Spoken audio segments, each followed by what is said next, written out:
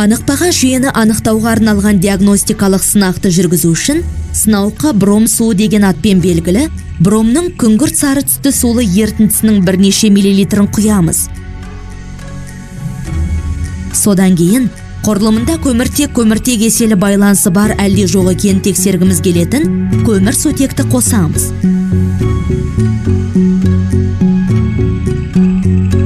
Мысалы, біз гексан изомерлерінің бірін қосайық.